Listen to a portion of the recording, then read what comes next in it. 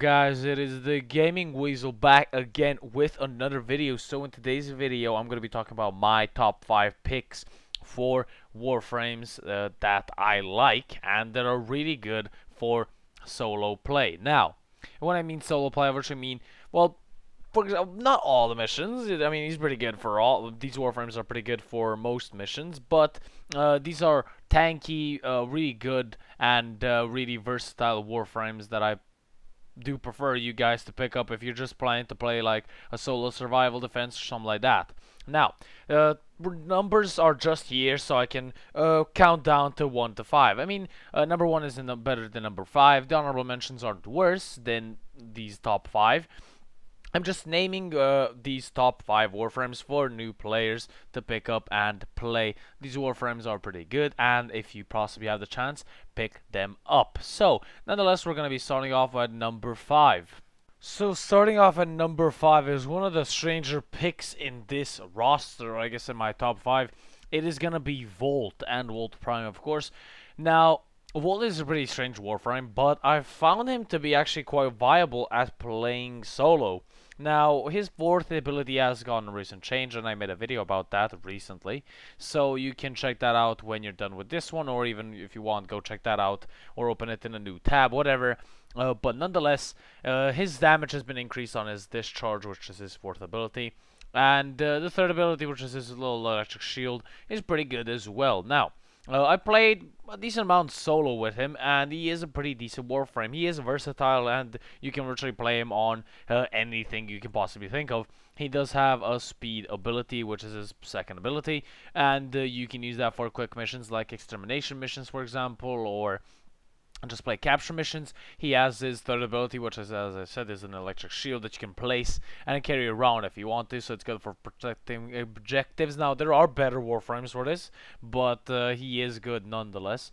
Now, and his fourth ability is just a really good crowd controlling and damage dealing ability. So, nonetheless, he's a really, really good Warframe. Very versatile, as I said, and you can any place you can possibly think of, you can put him there, and you can probably use him. But my mods are on the screen, of course. This is the setup that I'm using, and it seems to be a pretty good setup. You don't have to copy it. I'm just showing you for the sake of showing it to you, so you know what build I'm running in the video. So, nonetheless, that's been Volt, and my number 5th pick. Hope you guys enjoyed, and moving on to number 4. Moving on to number 4, a Warframe that I started to like more and more recently, and it is gonna be Oberon Prime, or Oberon. Oberon is a really, really good support, and of course, a really, really good survival Warframe. I mean, he is really good at playing solo, and I love using him in solo or even squad sometimes. But nonetheless, he's a really good Warframe. He can heal himself, he can deal damage, and he is really, really good as a Warframe. Builds on the screen there. That's the build that I'm running. I have changed the aura from steel charge to a rifle amp, just so you know. So that's changed. But nonetheless, other than that, he is a really, really versatile Warframe. Deals damage. His third and actually, sorry, second and third ability are the abilities that I mostly go for. These abilities grant you extra regeneration, and they offer you extra armor on your Oberon, and that is really good. And of course, the grass that you place or hollow ground actually damages enemies and does radiation damage. So if you compare them with a radiation weapon, that is gonna be even better. I do use him at high level. You do use him at medium level. Any level you can possibly think of, he is usable and viable. Pretty decent at mostly at survival defense missions. I mean, you can use him in almost any mission, but he is mostly used, and his niche, I guess, is survival defense or some longer lasting mission, or for example even interception. I think would be a nice mission for Oberon. Nonetheless, all 4 of his abilities are actually pretty decent. His fourth and first are mostly for damage dealing, but nonetheless, as a Warframe, he is really, really good, and I would do prefer you pick him up. And also, if I didn't say it before, you can see how to pick up every single Warframe in one of my videos, and I'll leave an annotation down in the description below. And moving on to number 3. moving on to number 3. At number 3, we have a recently reworked Warframe, and I think a really good rework for this Warframe, and it's gonna be Atlas. Now, Atlas is a really good Warframe. Bitch to get, actually. It is a archering boss that you need to defeat to get his parts, which is a bitch, and I hate archering. But nonetheless, I got him, and his changes are to petrify, and he got like a rubble mechanic. Now, once you petrify enemies and kill them with your fists or your first ability, I forgot what it's called, you will get rubble from enemies, and there's a bar down there that you can see in the bottom right corner above the abilities. You will see there's a little bar counting down how much armor I have, and it is slowly degrading. Once you kill those enemies, of course you're gonna get rubble, and in general, he is really good. I do love him, and I've started playing more because of his changes. He isn't really an energy-hungry Warframe. He can be if you don't have the correct build. My build's on the screen there. I do use Hunter Adrenaline in a lot of these because energy is really key with these Warframes to keep yourself alive, considering you don't have teammates that actually give you energy and supply you with energy and, so on and so forth. You don't have EV Trinities, so Hunter Adrenaline is a really good mod on Warframes, or Rage even, if you don't have Hunter Adrenaline.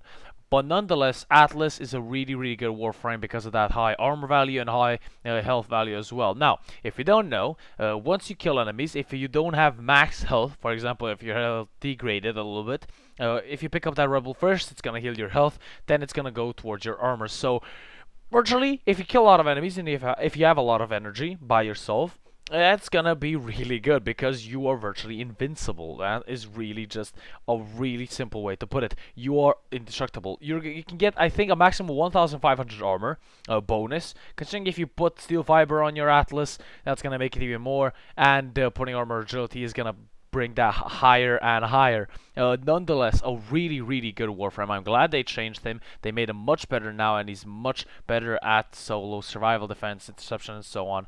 Those kinds of missions. And I'm really glad they finally changed them. So, that's been number 3. We're gonna be moving on to number 2. At number 2, we have one of my favorite Warframes in the game, and it is gonna be Nidus. Nidus is for me one of the best Warframes to actually play with, not just solo, in general. I do love him, and he is a really good Warframe. I do love using him. And now, in which perspective is he good? Of course, let's start with that. Now, you're gonna see me use first ability, Virulence, a lot. Because his Virulence actually stacks his mutation. Now, as with Atlas, Atlas had his little rubble mechanic down in the right corner above his abilities and his weapons. You're gonna see a little mutation stack. Now, as you deal damage with your first ability, your mutation stack is gonna go up. Of course, it uses a percentage of your energy, but it also returns a percentage of your energy when you damage enemies. Now, but the more enemies you damage, the more energy you get back. So that is a really great thing. Imagine having Hunter Adrenaline or Rage with this. You're gonna simply never run out of energy. You're gonna be full of energy. Now, with Nidus, using these stacks are also used for his fourth, third, and second ability. Now, the third ability, we're not gonna talk about that much. It isn't really that important, to be honest, because it does not help you that much. And second ability, Larva, is a pretty good ability for just collecting all your enemies in one spot and just damaging them. That is pretty goddamn good. But nonetheless, his fourth ability is a really good ability. Now, Nidus exclusively has health. He does not have shields. He does have armor, of course, but not shields. Because I guess it makes sense. He's kind of like an infested Warframe. But his fourth ability, Ravenous, summons like a little grass field, sort of like Oberon's ability, but in that grass field you have a little maggots that feast on enemies and do damage, which is really good. Now, the more mutation stack you have, the more damage you do, so that getting your mutation stack up is really good. Now you have to keep in mind that his fourth ability does use 10 mutation stacks, so you have to keep that in mind. Now, of course, when Nidus dies, he does have a chance of bringing himself up with his mutation stacks. So he's going to bring himself up and lose all his mutation stacks. So that is simply awesome. So even when you get down, you can get yourself back up. So that is really great. As I said, he's a really versatile damage dealing Warframe. I do love him a lot. And you can use him in any situation possible. And as I said, a really, really good Warframe. Actually, forgot to say, when you're standing in his fourth ability, Ravenous, you actually heal yourself. So that's another way of getting health back. But nonetheless, Nidus, one of the best Warframes in the game, and a really versatile Warframe. I do prefer you check him out. And that's been number 2. Moving on to the honorable mentions, and going into that right now. Now, at the honorable mentions, we have a lot of bloody Warframes here. Now, at the honorable mentions, we have Valkyr, we have Rhino, we have Eneros, we have Frost, we have Mesa, we have Trinity if you want to count her, you have Seren as well. You have a lot of freaking Warframes that can be used for solo play. If not all Warframes, most of them can be used for solo play. I don't really have to go deep into this. A lot of people, a lot of veterans already know that a lot of these Warframes are good for solo play. Well, let's go in short Witcher Warframe and why is he good. Valkyrie, she can use her fourth ability to virtually be invincible and do a lot more damage with her claws. Rhino has his iron skin, which is virtually like another health bar, a massive health bar if you have a perfect build for him. Of course, we have Neja here, we have Wukong, I forgot to name those. And Eros is self-explanatory. You can have a lot of armor with him with his fourth ability, and plus he has around 5. Well, if you have a correct build, you can have around 4,600 HP and even more. He does actually have exclusive health as well, like Nidus.